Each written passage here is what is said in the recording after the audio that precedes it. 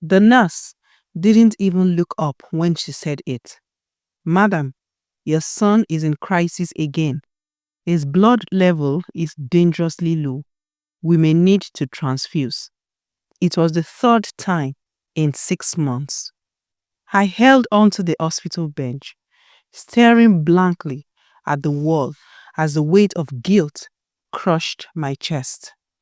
If I could turn back the hands of time, I would undo only one thing, just one blood test, before saying yes to the man I loved. My name is Amarachi, and I work as an admin officer in a private secondary school in Ikeja, Lagos.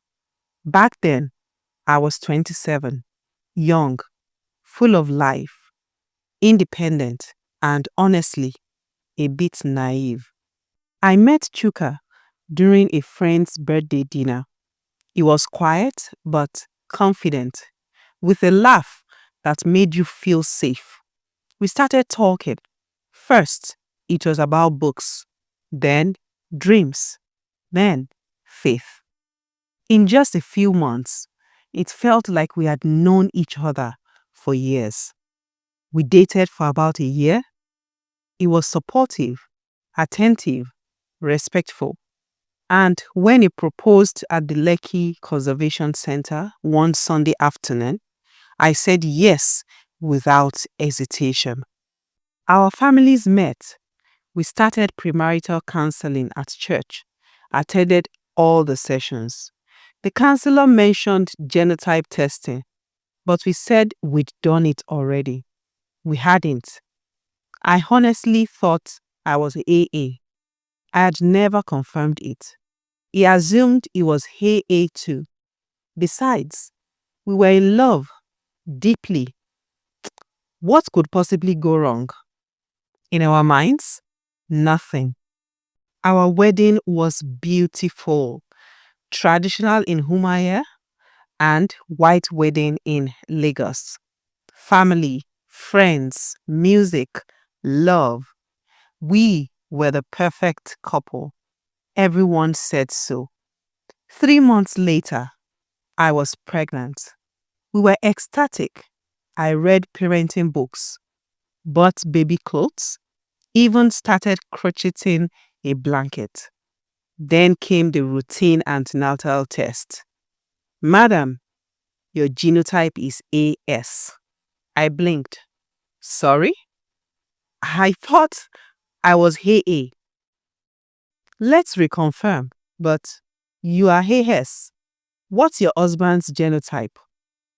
Chuka came in 2 days later. AS. The nurse didn't need to explain much. I already knew. AS plus AS equals 25% chance of SS with every child. I sat on the hospital bench and wept for hours. My baby wasn't even born yet, and I already feared for their life. Chidiebere was born healthy, or so we thought. At 8 months, he cried uncontrollably one night. He wouldn't breastfeed. He had a fever, and his hands were swollen. Doctors said it might be teething, but I knew something was wrong. It continued. Fevers, body pains, constant malaria. At 18 months, we got the dreaded confirmation. He had sickle cell anemia, SS. From that day, our lives changed. We went from couple dates to hospital appointments. Birthday gifts turned to pain medication.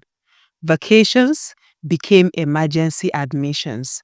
The emotional toll was unimaginable.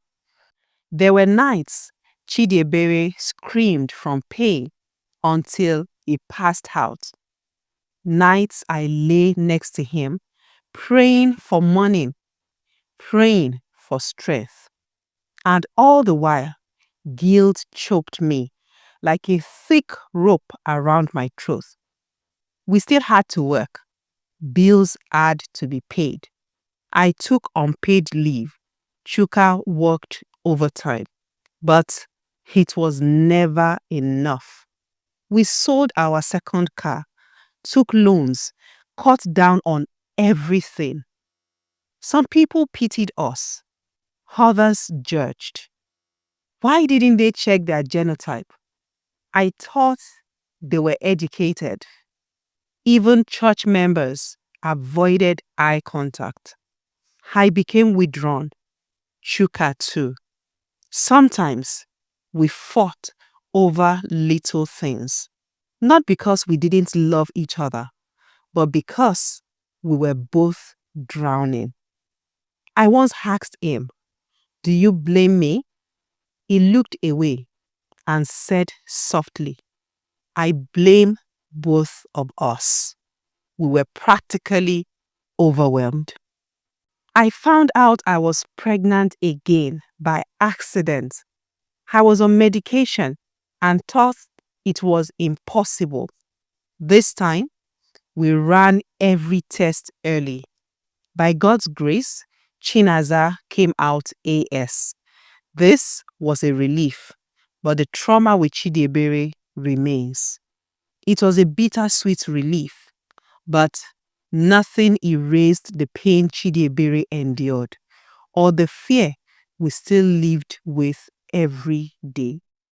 Looking back, I realized how a simple test could have changed everything. We loved each other, yes, but we failed to prepare with knowledge. Love is not blind. It should be informed. I'm telling my story because I wish someone had screamed this into my ears back then, that genotype compatibility is not just medical jargon. It's life or death for your child. AS plus AS is not a maybe we'll be lucky situation. It's a gamble with your child's health. Also, that sickle cell is real, painful, and very expensive. Love is not just an emotion. Knowledge is love. We often say love conquers all, but sometimes love needs wisdom to win.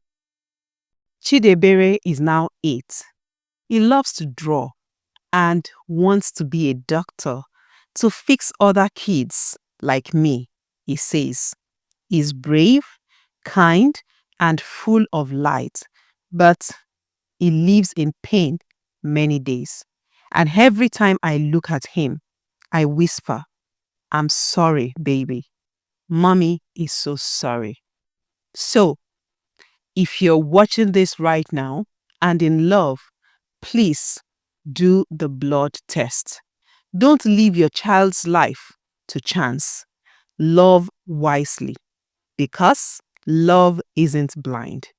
It's supposed to see ahead. From this story, there are a few more lessons to pick out. Genotype compatibility is not optional. Love is not enough when a child suffers. As a matter of fact, this kind of situation can end up affecting your relationship with your spouse.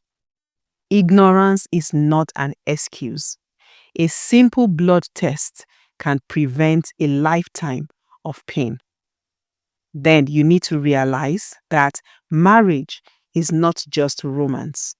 It's also responsibility, especially when bringing children into the world.